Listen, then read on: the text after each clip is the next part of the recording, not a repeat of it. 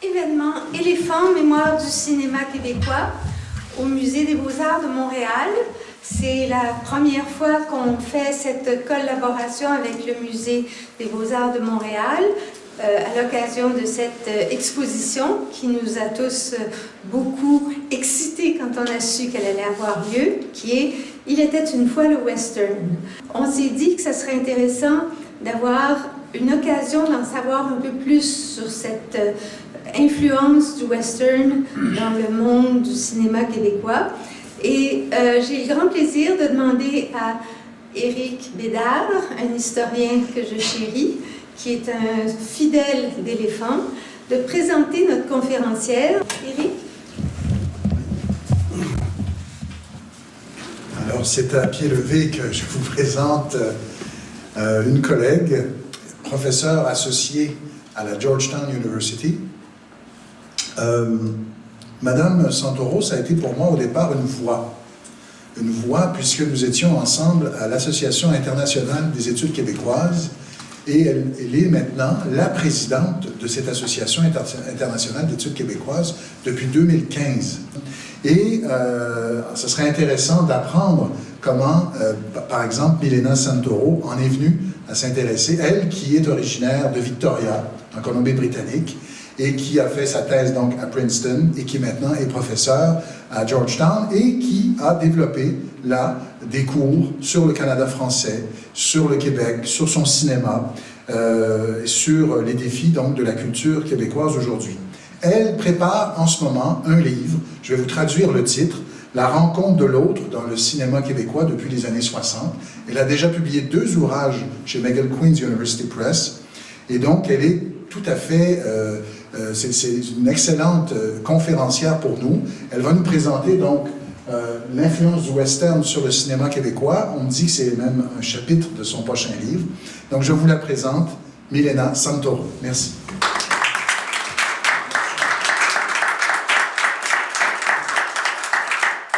Merci infiniment d'être là un vendredi après-midi quand il fait si froid.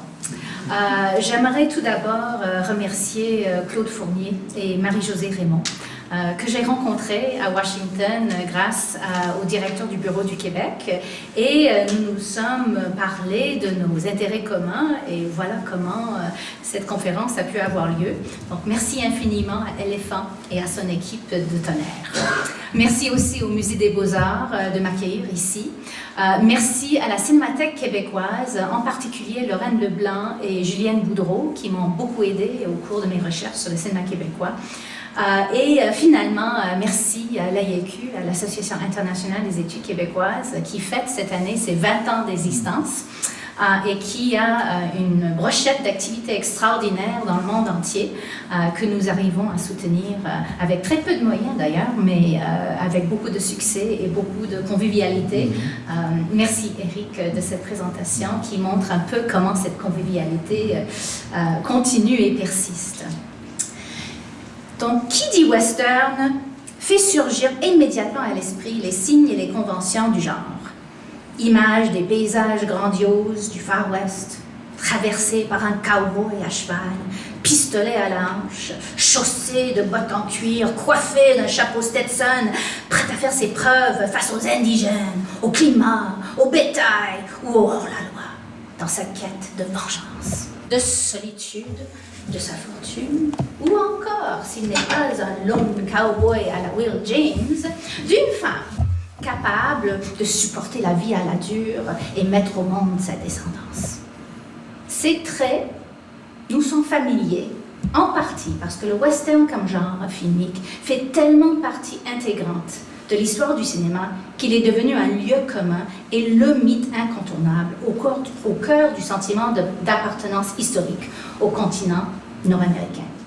Mon propos aujourd'hui est de suggérer que l'imaginaire du western est aussi présent dans le cinéma québécois et constitue l'un des signes de l'américanité, sinon de l'américanisation, de la culture populaire au Québec. Les historiens du cinéma semblent s'accorder pour voir l'émergence du western en tant que genre filmique américain reconnaissable et reconnu entre 1907 et 1911. avec la désignation western apparaissant comme substantif pour la première fois en 1910. Mais même avant, les ingrédients de ce qui deviendrait le western étaient bien présents, tant aux États-Unis qu'au Canada, et cela depuis l'invention du cinéma à la fin du 19e siècle. Pendant que Thomas Edison tournait plusieurs de ses premiers films muets sur les danses sacrées des tribus Pueblo et sur le Wild West Show de Buffalo Bill, au Canada, les caméras des Frères Lumière se braquaient sur des tribus d'ici, comme les Mohawks.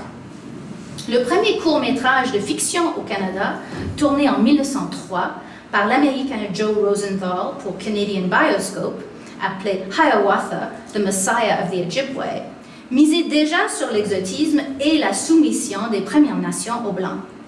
La même année, Edwin Porter tourne The Great Train Robbery, court-métrage américain, qui laisse prévoir cet autre grand personnage du western, le Iron Horse, ou chemin de fer, qui figurera dans tant de westerns dans les décennies suivantes. Les indigènes, dont on préserve les pratiques et les traces de résistance sur pellicule, le chemin de fer, qui permet le développement de l'Ouest, et les cowboys et pionniers, qui installent un nouvel ordre sur le territoire conquis, voilà les éléments dramatiques de base dont les combinaisons infinies se voient dans les milliers de westerns, tant muets que parlants, qui ont suivi les premiers films de fiction produits par l'industrie du cinéma.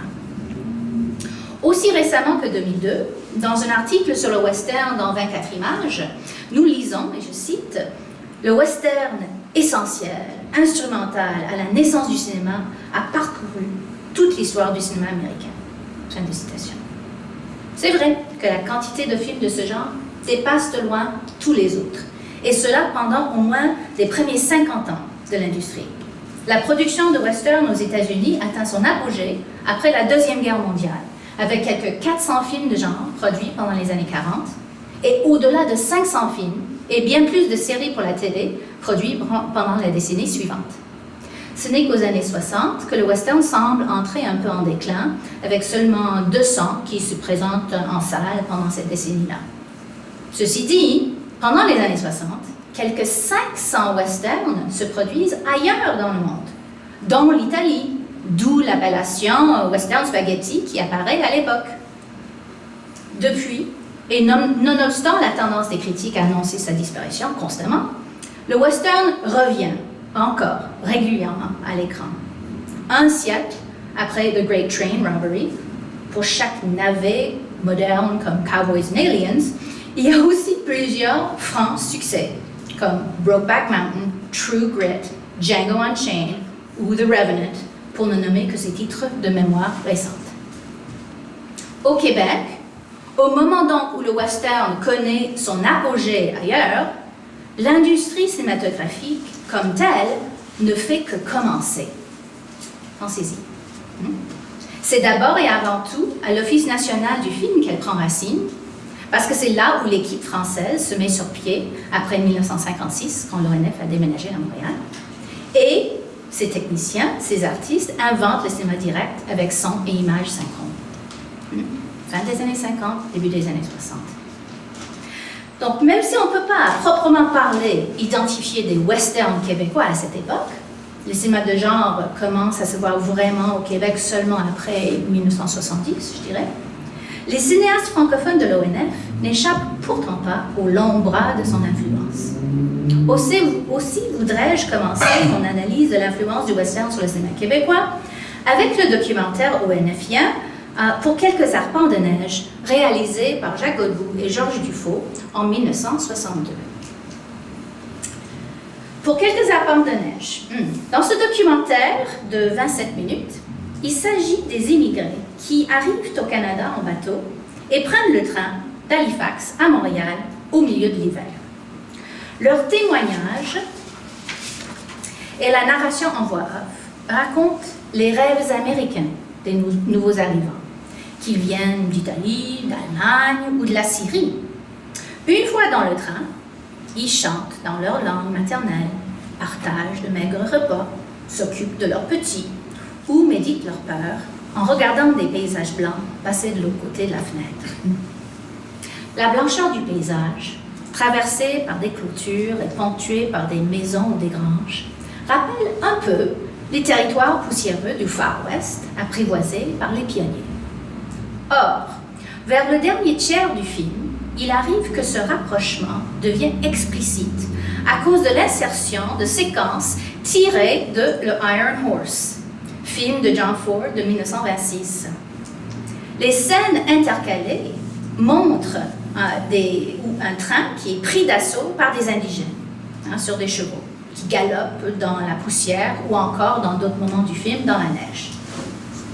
Soit que les immigrés ont peur de l'inconnu et de l'autre qui les attend, soit que cette séquence sert à rappeler au spectateur le prix à payer pour la colonisation du continent, le message est on ne peut plus clair. L'expérience de l'immigrant qui vient construire une nouvelle vie ici n'est pas sans embûches. En cela, le Canada et les États-Unis se ressemblent et partagent un seul et unique imaginaire, symbolisé par le western et ses codes, y compris le voyage périlleux, en chariot ou plus tard sur le chemin de fer. Bien que le titre de ce documentaire rappelle la colonisation de la Nouvelle-France, dédaignée de façon célèbre par Voltaire, sa stratégie narrative d'intercaler les clips d'un western nous incite à considérer l'immigration à l'échelle du Nouveau Monde, comme partie de l'histoire du rêve américain, explicitement évoquée par le texte et les images du film de Godbout et Dufaux. Le recours au western ici est donc un raccourci permettant d'évoquer les expériences et les craintes universelles des nouveaux venus en Amérique. Le rêve américain, véhiculé par le western, est celui de pouvoir changer sa vie, se renouveler et instaurer un nouvel ordre social où l'individu est libre de faire son destin ou plus encore devenir juge et justicier face aux ennemis. Au Québec, plusieurs films de fiction tournés pendant les années 70 portent la trace de ces notions clés, même s'ils ne reproduisent pas tout du décor historique et des codes du western. Situés au passé ou au présent, au Québec ou encore dans l'ouest du Canada, cette série de films rend compte de l'intérêt du western comme façon de raconter la conquête du territoire, tout en soulignant que c'est souvent les Autochtones qui en font les frais. Mon analyse de cette deuxième période de production importante se fera alors en deux temps, d'abord en suivant la piste autochtone et ensuite en retraçant l'autre moitié de l'histoire, celle des pionniers et de leurs espoirs. Donc, piste 1, la disparition est arrivée, ordre délibéré, des voix autochtones. Ce n'est qu'aux années 70 que l'industrie du cinéma au Québec commence à avoir les moyens de s'aventurer sur le terrain des films de genre. Aussi n'est-il pas surprenant de voir, au cours des histoires qu'on tourne, des allusions au western, surtout quant au désir de s'emparer du territoire et évincer ceux qui y sont déjà. Jean-Pierre Lefebvre, ayant déjà montré son intérêt pour l'histoire de la colonisation dans Le Révolutionnaire en 1965, y revient en 1971 avec Les Maudits Sauvages, film qui résume 300 ans d'histoire à travers le rapport entre un coureur de bois, Thomas Hébert, et une femme indigène, Tekakwitha. Dans l'extrait que je vais vous montrer, c'est elle qui assume la narration, offrant donc un contrepoint au récit de l'homme blanc, même si Tekakwitha occupe une position symbolique surdéterminée, doublement soumise en tant qu'indigène et femme. Ce pays, autrefois, n'était à personne. Puis il fut nôtre. Il fut la terre de nos tribus et de nos dieux. Et nous tuâmes les animaux et les plantes pour nous nourrir, nous vêtir. Puis vinrent les hommes blancs, et ils nous tuèrent en aussi grand nombre que les animaux, pour s'enrichir. Puis vinrent d'autres hommes blancs, et ils tuèrent les premiers pour prouver qu'ils étaient les plus forts. C'est pourquoi, aujourd'hui comme autrefois, ce pays n'est à personne. Donc le conflit entre les Premières Nations et les colons et soldats européens évoque une des tendances des westerns états-uniens, où la plupart du temps les indigènes sont du mauvais côté du progrès, même si on tente de les montrer avec dignité et compassion. Citons à titre d'exemple historique The Searchers, chef-d'œuvre de John Ford de 1956, ou encore en 1970 Little Big Man, Dr. Penn.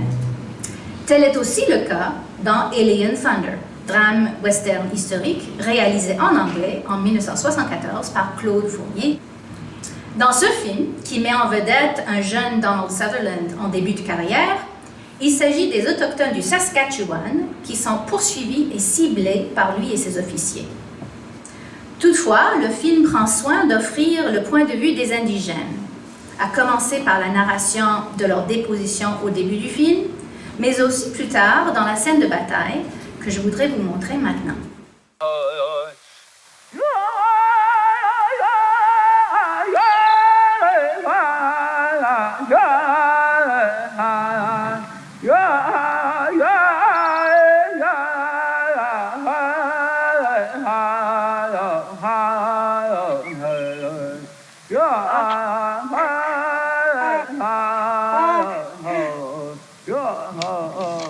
Excellent! Commence firing!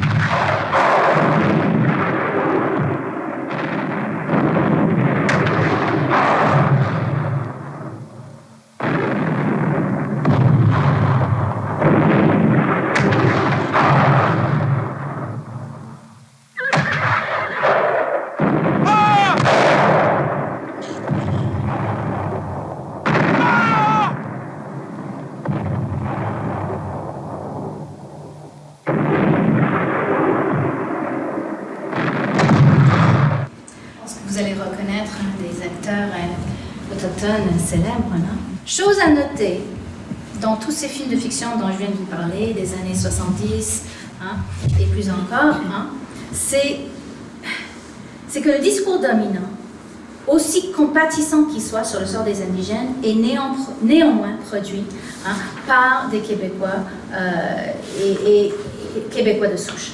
Hein. Mais, toujours est-il, ces réalisateurs comprennent qu'ils ne peuvent plus représenter ce conflit entre indigènes hein, et colons hein, de la même manière qu'autrefois, comme dans les vieux westerns. Donc, dans les films des décennies ultérieures, hein, par exemple Visage pâle de Claude Gagnon, sorti en 85, hein, ou encore l'autre film que je vais vous montrer de Robert Morin, hein, c'est des situations où ils essaient de donner voix aux préoccupations des indigènes et même, plus encore, prendre parti hein, de leur côté. Donc, 1994, c'est l'année où Robert Morin tourne son deuxième film, Windigo, et là, il met en scène la résistance des Premières Nations à la colonisation à travers un scénario de sécession. Ce deuxième long métrage prend donc tout son sens symbolique quand on se souvient de la crise d'Oka de 90 et aussi du fait qu'en 95, une année après la sortie du film, il y aurait le deuxième référendum sur l'indépendance du Québec.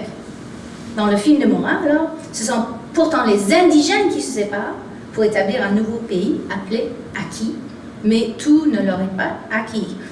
Ils devront essayer de repousser les envahisseurs blancs qui montent la rivière dans un vieux bateau en les accueillant par une fusillade digne du OK Corral.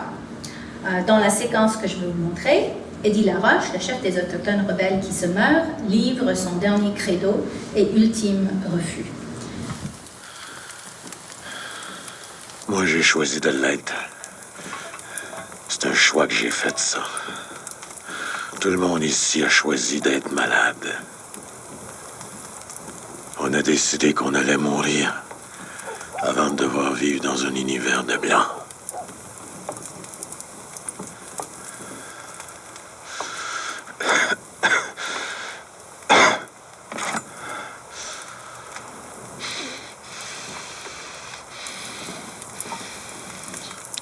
Et là qu'on rend de la différence entre ton village et le nôtre.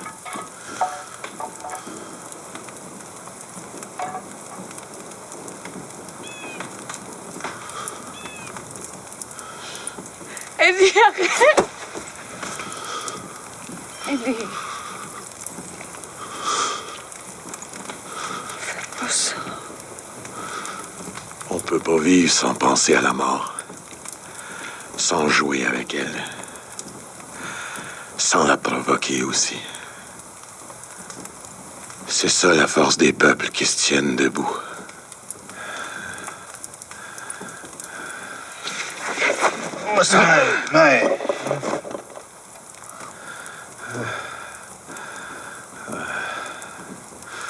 T'es rendu trop blanc pour comprendre ce qu'on vit ici.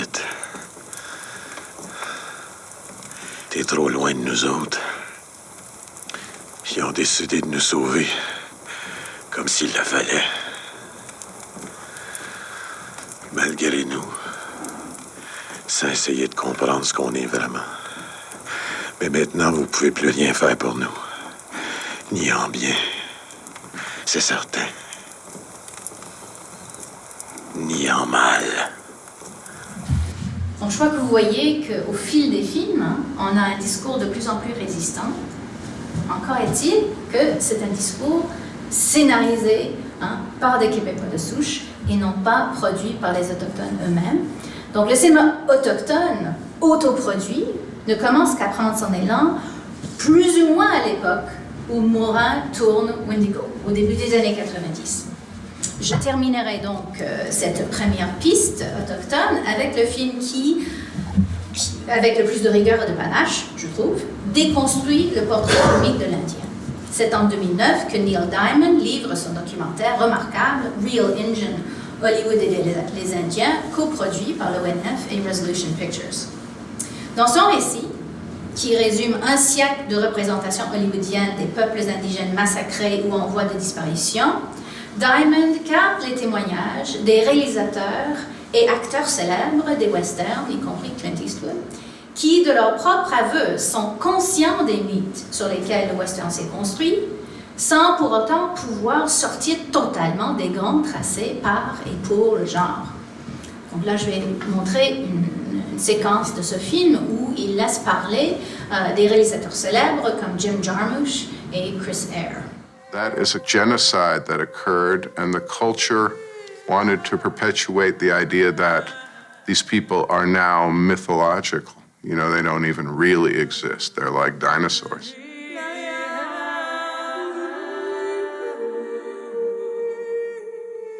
The reason that Indians were projected so heavily into movies was the romance of the tragedy. Greek, Roman tragedy.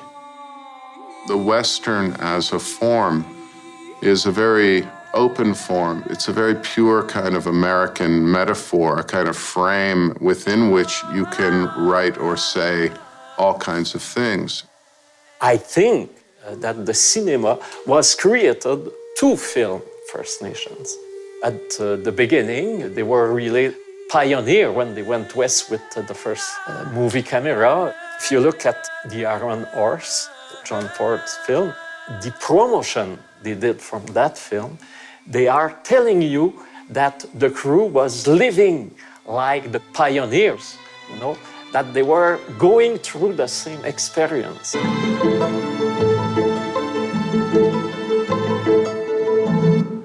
Cette dernière image, en fait, vient du Great Train Robbery de 1903, ce premier film dont je vous ai parlé au début, où l'un des bandits semble tirer sur le public et ainsi inaugure le stéréotype du cowboy filmique au pistolet rapide.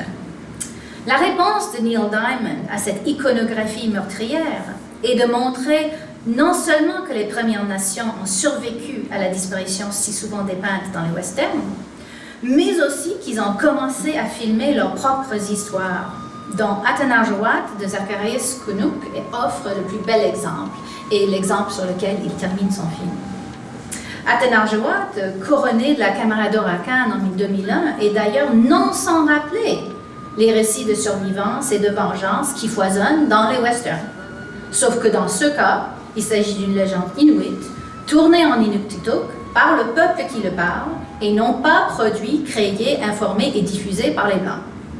Pour reprendre la formule savante de Michel Rahiha, dans leur quête d'une souveraineté visuelle, comme elle le dit, les indigènes se sont enfin emparés des outils d'Hollywood pour raconter non pas leur disparition, mais leur arrivée sur le grand écran.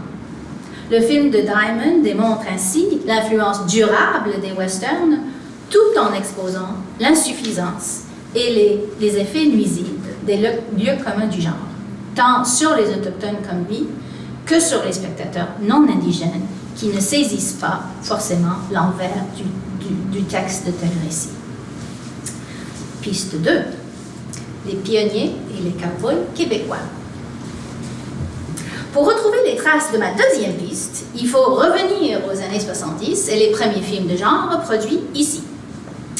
De tous les réalisateurs ayant puisé de l'inspiration dans le western, il convient de saluer le travail de Gilles Carr, qui, avec Red en 1970, La vraie nature de Bernadette en 1972 et La mort d'un bûcheron en 1973, essaie de resituer certains codes du genre dans un contexte contemporain. Dans Red, restauré et sauvé de l'oubli par éléphant, il s'agit d'un métis qui, vivant avec un pied dans le monde autochtone du côté de sa mère et l'autre dans la vie urbaine avec son bolide décapotable et ses vêtements à la mode, se retrouve accusé de meurtre et poursuivi des deux côtés. Être en porte-à-faux, qui cherche une justice de son propre cru, Red ne pourra pas sortir indemne de son histoire de vengeance. Bernadette, pour sa part, choisira de quitter la ville pour la campagne, mais son retour à la nature ne lui épargnera pas l'éclatement de la violence, comme dans les bons vieux westerns. Dans La mort d'un bûcheron, c'est encore la nostalgie de la vie plus simple d'autrefois, avec Maria Chapdelaine en intertexte et les chansons country de Willie Lamotte pour créer l'atmosphère.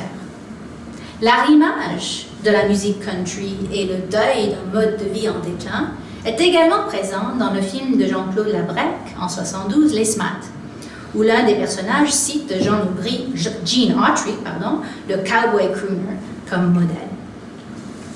Le dernier film faisant partie de cette tendance à exploiter les codes du western que je voudrais signaler est, comme Alien Thunder ou Les Maudits Sauvages, un drame situé au passé.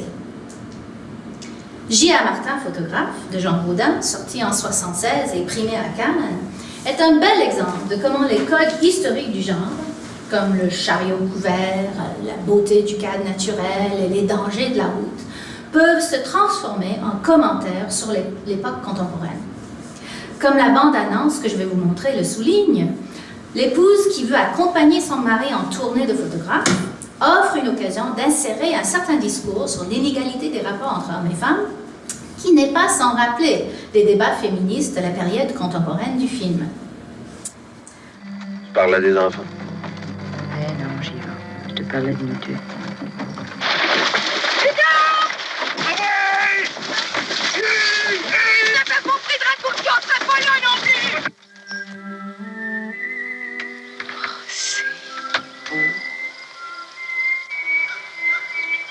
Je pense que c'est la première fois en 15 ans que je fais pas le café le matin.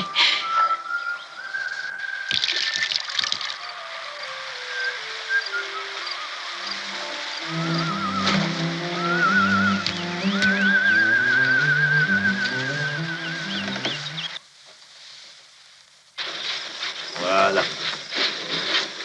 Les enfants, vous n'oubliez pas. Quand je vous dis bougez plus, vous bougez plus. Hein?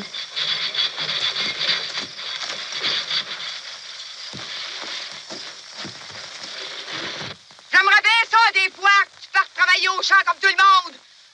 Quand tu reviendras à la maison, peut-être tu seras un petit peu plus là. Au lieu de te fourrer à la tête toute la journée en dessous de ton maudit voile noir. La pause des dames. La pause des hommes. La fin des dames. La fin des hommes.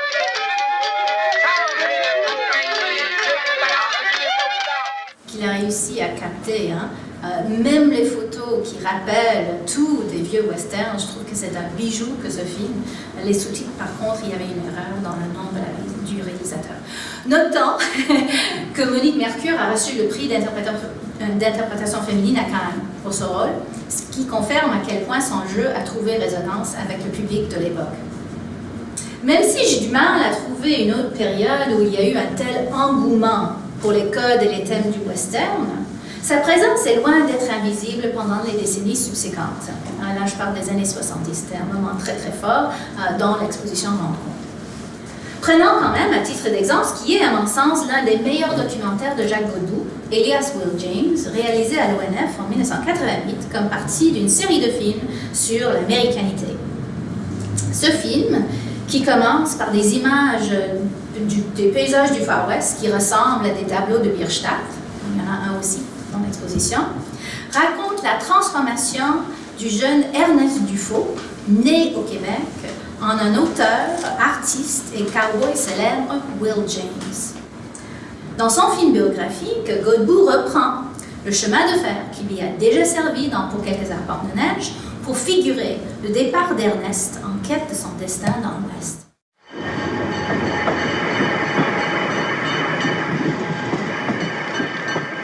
Ernest Dufaux, lui, partit seul en train, avec un sac de biscuits village et 10 $ en poche. Il avait 15 ans. La grande aventure commençait.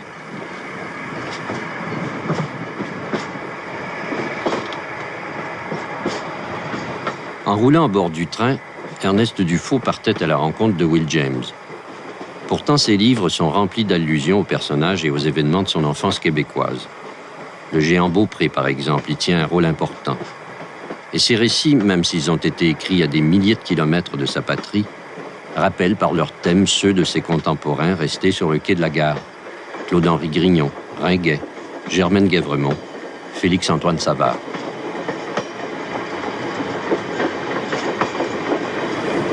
C'est la justesse avec laquelle Godbout présente sa biographie qui fait écrire à Marie-Claude Loisel dans son compte-rendu pour 24 images, et je cite, que le Far West est aujourd'hui un mythe et n'existe plus que dans la mémoire de l'histoire et dans les films qui en ont fixé l'image. Pourtant, dans la tête de nombreux Américains, comme des Québécois, il existe toujours comme si rien n'avait altéré l'histoire depuis plus d'un demi-siècle. Fin de citation. En effet, pour rendre son documentaire plus pertinent et actuel, Godbout réussit à y incorporer les histoires de quelques vrais cowboys québécois contemporains, dont la passion pour les chevaux et les rodéos fait écho à celle de Will James. Prenons comme exemple Yvon Bédard, qui lui aussi a changé son nom pour faire sa carrière aux États-Unis, et il livre ce témoignage parmi d'autres, mais celui-là, c'est celui que je préfère. Tu voulais devenir un cow-boy professionnel. Oh oui, c'est ça que j'ai fait. Tu as quitté Repentigny de la province de Québec pour devenir un cow-boy professionnel. C'est ça que j'ai fait. J'étais 15e dans le standing pour bareback ride, les broncs. Oh oui. Et tu es resté longtemps aux États-Unis? 18 ans. J'étais un cowboy 12 ans. 11 ans. C'est difficile?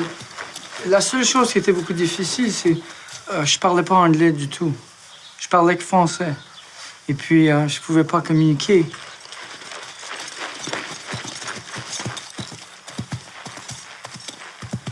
Et comment tu as appris l'anglais? Par écouter. Et puis après 5 ans, quand j'ai lâché le rodéo, ça fait 11 ans après que j'ai parti ici, j'ai été au collège. J'étais au collège pour 5 ans. Ah, tu as étudié là-bas? Ah oui, à Los Angeles. Là, j'ai étudié acting, comédien, c'est ça? Et puis, d'autres choses, chanter. Et puis, je joue de la guitare aussi. Dans mon cœur, je veux toujours être un cowboy. Parce que ça, c'est ma vie. C'est mon amour. C'est pour ça que je veux faire des westerns. Les cowboys québécois rêvant de la gloire comme Bédard, ils existent encore au Québec. La preuve étant que l'un des plus grands rodéos et festivals western en Amérique du Nord a lieu chaque année à Saint-Tite, ici. Le Québec et le cinéma québécois de genre n'ont pas fini avec le western et l'américanité qu'il véhicule. Ce qui m'amène à ma troisième piste en guise de conclusion, que j'appellerai le western de l'avenir. Depuis que Gene Roddenberry a décrit la série originale de Star Trek comme un space western, ou que la guerre des étoiles a repris les motifs, comportements et abreuvoirs des cowboys, l'idée que les épopées de l'espace feraient écho aux histoires du Far West n'est plus surprenante. C'est d'ailleurs une formule qui connaît parfois un certain succès, comme la série télévisée Firefly, lancée en 2002 par Joss Whedon, ou encore celle de 2016 sur HBO, Westworld. Toutefois, ma dernière piste aujourd'hui a comme cadre une galaxie plus près de chez vous, à savoir des films d'un avenir où la vie sur Terre retrouve les allures du Far West sans se décoller vers un ailleurs peuplé d'extraterrestres à apprivoiser, sinon à abattre, exactement comme les indigènes d'Hollywood d'autrefois. Même s'il n'est plus possible de tourner des westerns sans se montrer conscient des relents racistes et sexistes de l'histoire et des mythes du genre, certains cinéastes québécois construisent encore leurs histoires à l'aide des codes du western. Tel est le cas du film sorti l'année dernière, Les Feuilles mortes, réalisé par l'équipe de Thierry Bouffard, Édouard Tremblay et Steve Landry, qui avouent ouvertement s'être inspirés des westerns dans leur portrait d'un Québec dystopique. Ou, pour citer le critique Philippe Couture d'En Voir, et je cite, « L'homme doit défendre son avoir et son territoire, de manière souvent rude, utilisant fusil de chasse et bas instincts pour se faire. Bref, un western. » Fin de citation. Pense à ton frère, là. Pas fait pour cette fille.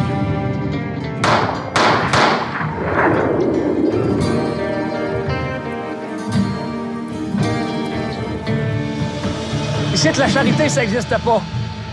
Si vous rentrez, c'est pour faire du commerce. Juste du troc. Pas mal plus riche que tu penses. Hey, touche-moi pas, mon gros tabarnak! Avant, on a une dernière job.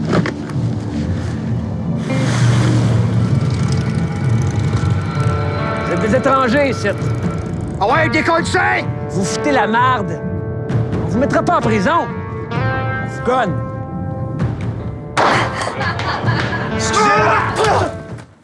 Le film présente les histoires de 3 protagonistes, une femme et 2 hommes, un noir et puis un blanc, joué par Roy Dupuis, un peu à l'image du cowboy sans nom à la Clint Eastwood. Il règle ses comptes avec son fusil et survit grâce à ses talents de chasseur. Il est d'ailleurs métis d'origine et porte une ceinture fléchée pour comble d'authenticité. Visiblement, dans un Québec post-apocalyptique, celui qui survit le mieux n'aura pas oublié ses racines de pionnier ou de coureur de bois et sera autosuffisant comme eux. Comme le dit l'un des réalisateurs, le film d'anticipation reste une bonne manière de réfléchir à notre monde. À l'idée notamment qu'on est une société qui manque de ciment social, qui n'a plus de collectif. Tout le long du film, c'est du chacun pour soi. Fin de citation.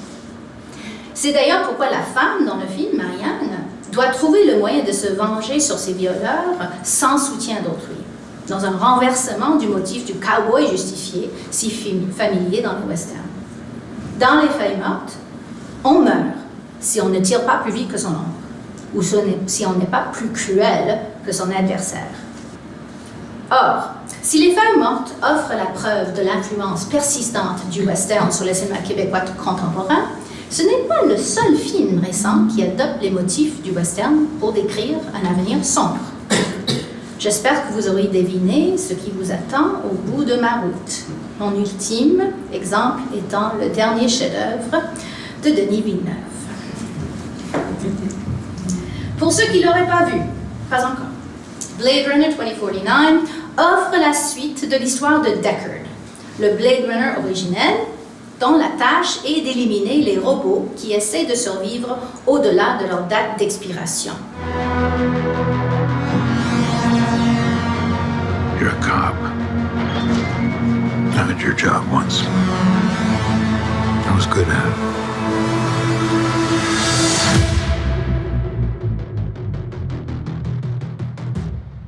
I know.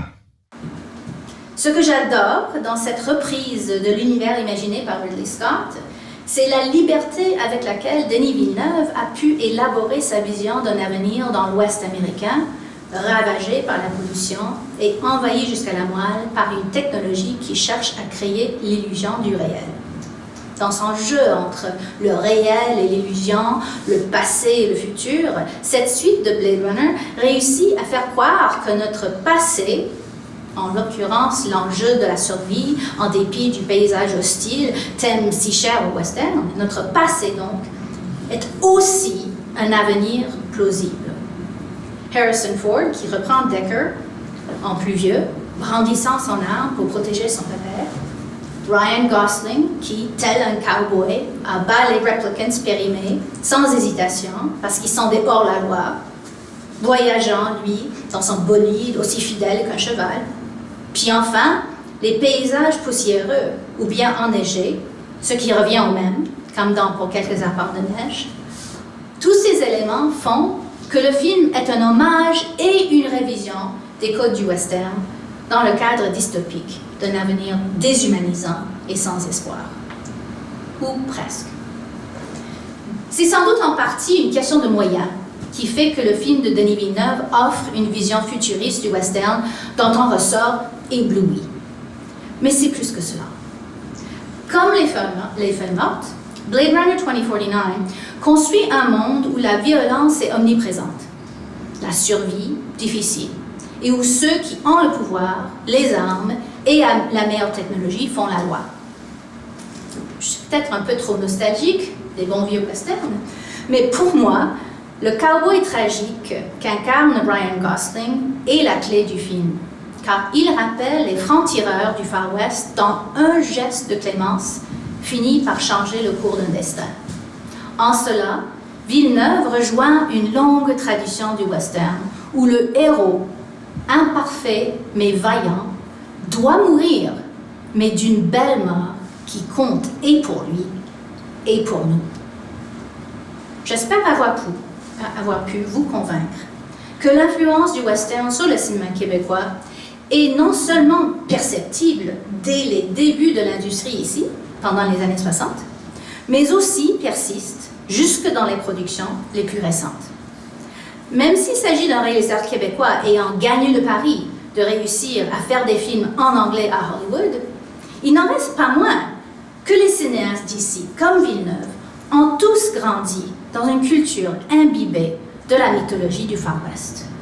C'est dire que le western, ce genre américain par excellence, est également un élément constitutif de l'américanité des Québécois, dont certains, rappelons-le, ont carrément participé à la création du mythe des Cowboys, comme Godbout nous le montre dans Alias Will James. Pour ma part, je suis très honorée d'avoir pu partager avec vous ma vision de cette aventure et ma passion pour les contributions de votre cinématographie à l'histoire et au mythe de l'Amérique. Je vous remercie.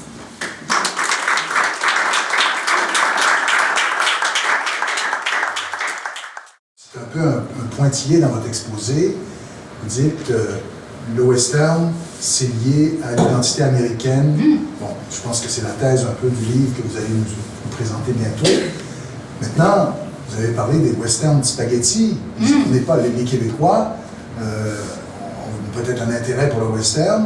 En quoi c'est plus américain que les westerns spaghetti? Là, c'est vraiment une question.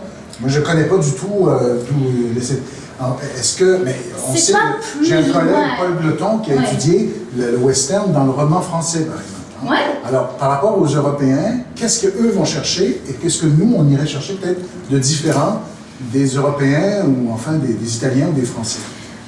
Ben d'abord, c'est pas plus ou moins. Hein? Je crois pas que ce soit une question de degré. Je crois que c'est une façon de vivre cette réalité qui est distincte. Et peut-être il y a un pan d'inconnu à cela. Moi, je pense que Jacques Godbout a fait un travail extraordinaire en faisant ce film. Ce n'est pas qu'on ne savait pas que Will James avait été Ernest Dufault avant que Godbout fasse son film, non. Hein? Mais il a quand même mis le doigt sur quelque chose, parce que dans le film, il explique qu'Ernest Dufault ne voulait pas reconnaître qu'il était québécois d'origine, parce qu'il pensait que ça allait porter atteinte à son authenticité de cowboy, et si son authenticité était remise en question, qu'il n'allait plus jamais être croyable. Donc pour moi, là, je pense que c'est mettre le doigt sur cette question d'authenticité. Et les Québécois, parce qu'ils ont participé à l'ouverture de ce continent, ils ont déjà cette authenticité de l'expérience. Hein? L'expérience que d'ouvrir un pays, hein? Que d'avoir à s'affronter contre les indigènes qui étaient déjà là. Hein? Tandis que parce qu'ils sont restés le colon, hein, ils ne sont pas rentrés en France, donc l'expérience était vraiment à une distance différente pour les Français. Et pour les Allemands, qui eux se sont intéressés beaucoup plus aux histoires des indigènes qu'aux histoires des cowboys, quand ils ont fait des westerns. Hein, pour les Italiens, pareil, hein, ce n'est pas eux qui ont exploré le continent. Donc historiquement, je pense qu'il y a un lien beaucoup plus direct, sinon participatoire, hein, dans le développement de cette identité américaine, qu'on dit américaine, mais c'est plus que états-unienne, hein, ouais. Je veux dire. Ouais. Je pense que c'est à l'échelle du continent. Ceci dit, Dans la cinématographie québécoise, est-ce que tous les réalisateurs vivent cela au même degré? Pas du tout. Ils ont chacun leur manière d'emprunter des techniques, des idées. Comme pour les feuilles mortes, eux, ils sont allés du côté de chacun pour soi et de la question de la survie, puis la violence rapide et tout ça. Mais c'est pas ça l'imaginaire que d'autres prennent. Gilles Carle, c'est dans Red peut-être, mais pas du tout de la même façon dans La vraie nature de Bernadette ou encore dans La mort d'un bûcheron. C'est sur un temps beaucoup plus nostalgique. Et c'est ça qui perce, je crois, dans J.A. Martin, photographe. C'est cette nostalgie d'un passé où justement la rencontre avec la nature était beaucoup plus simple. Mais tous les codes du chariot couvert et tout le reste, c'est exactement ce que vous allez voir dans l'exposition. Il y a même des tableaux de comment on essayait de faire descendre les chariots du haut des falaises pour traverser la piste de l'Oregon. C'est faramineux. Mais ça fait partie de l'expérience même des Québécois. Ils ont vécu ça. Donc c'est pour ça que je pense qu'il y a un rapport un peu différent. Mais pas plus ni moins. C'est juste digéré et vécu comme une réalité plus directe, je dirais. Sauf que vous dites, je me permets, oui, je t'en prie. Vous dites, c'est vrai que dans l'imaginaire western américain, états-unien, l'Amérindien et le sauvage a poussé, a repoussé, alors que historiquement, il y a eu alliance. Ici. Il y a eu alliance des Canadiens et des Français, mais des Canadiens avec les Amérindiens, dans une perspective évidemment coloniale, de domination, de suggestion, mais ça s'est passé très différemment des Américains. Ouais. Et est-ce que ça, vous avez vu ça dans le cinéma? Parce que justement, je dirais que c'est pour ça que dès le début du cinéma de genre ici au Québec, on a donné une voix différemment aux indigènes. Tandis que aux États-Unis, il y a eu des décennies où c'était les méchants. Les Indiens, c'était les méchants qu'il fallait tuer, dont il fallait prendre les terres parce qu'ils faisaient obstacle au progrès. Mais c'est pas du tout ça. Normalement, dans les films québécois, comme dans Alien Thunder, c'est une question de justice. La raison pour laquelle Donald Sutherland poursuit les indigènes, c'est parce qu'ils ont tué quelqu'un.